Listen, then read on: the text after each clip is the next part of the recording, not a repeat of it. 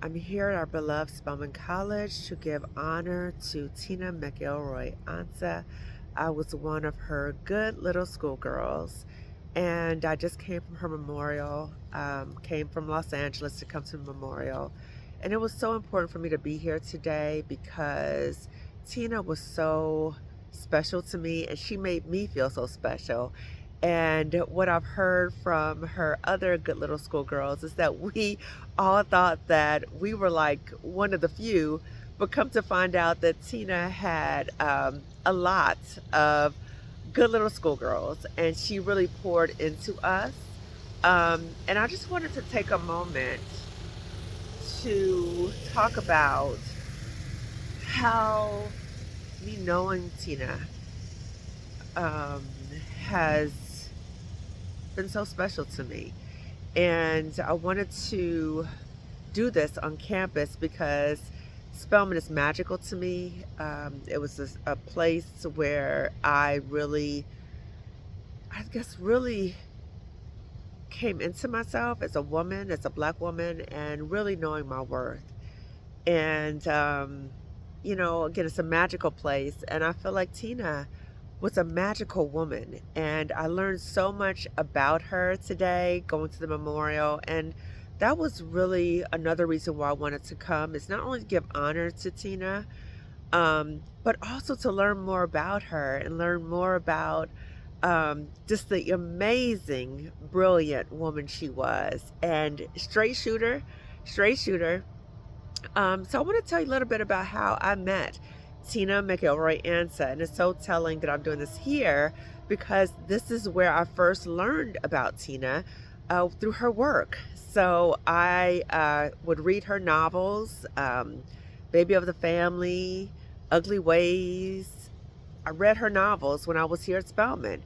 And I loved her novels. And fast forward about a few years ago, on LinkedIn, Tina, again, I never met Tina before. Never Spelman, never. On LinkedIn, Tina sends me a friend request. And when I first saw it, I was like, this has to be a mistake. Is this the Tina McElroy Ansa? This has to be a mistake.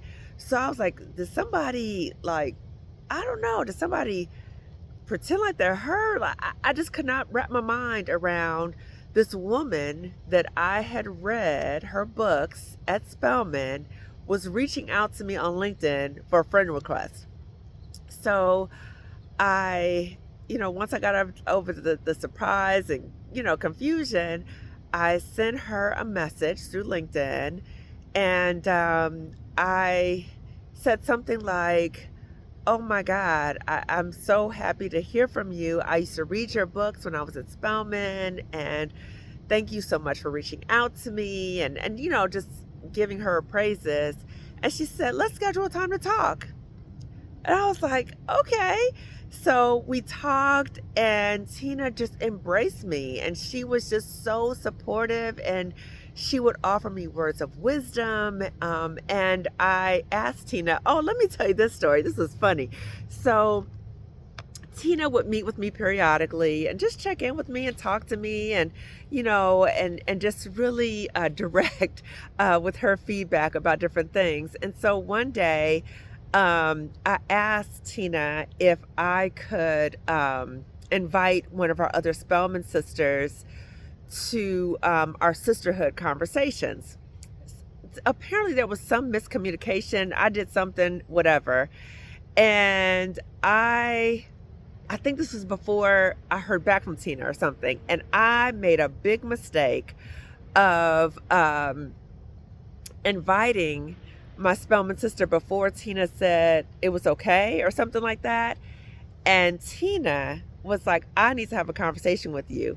And she told me that that is not the way you do things. You need to get somebody's permission first. And she wanted to make sure she told me that so I don't make this mistake with anybody else again. She schooled me. But I appreciated it. And, I was like, I understand, Tina. I'm so sorry. I just wanted our other Spelman sister to meet you too. And she's like, I get it. but that's not the way you handle your business. so so it was in a loving way, but she was for real. She was like, no, we need to meet about this, because I just need to let you know, okay, that wasn't okay. But eventually our Spelman sister did join in, and we invited her into our circle, and periodically Tina would meet with us, and she would give us advice and support us and all those things. And I just want to share with you some funny things that Tina would say. So one thing she said to us was, "Protect your shit." And I hope I can kind of give you the flavor of how she would say it. She was like, "Protect your shit. People might try to take your shit, but you protect your stuff, okay? You don't let people take your stuff." But she was so encouraging, and with different things we were pursuing, and she was like, "Yeah." And what's so fascinating was Tina took such time with us. She would spend a lot of time with us. So we would have these Zoom meetings, and Tina would get on and we'd do like a check-in, and she would tell us what she was doing. And I remember she was so excited when she was having a writer's retreat. And she was so excited about it. She was talking about how magical it was, and she just lit up talking about it. But I also remember something else about Tina, and again, very direct. And as I was at the memorial today, I started making a number of connections. So I'm just still amazed that this woman reached out to me. And I'm so thankful that she reached out to me, and she poured so much into me. She didn't know me from anybody. I mean, maybe she knew I'm with the Spelman, but she didn't have to reach out to me. But spending that much time with me, amazing. And so one day I called Tina, and I'm not sure what we were talking about.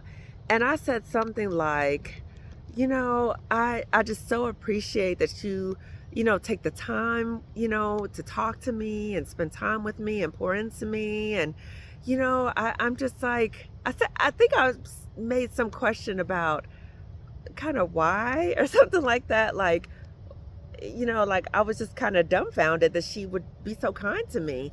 And she said, I'm going to paraphrase it. She said that she saw something special in me, because if not, she wouldn't be wasting her time with me.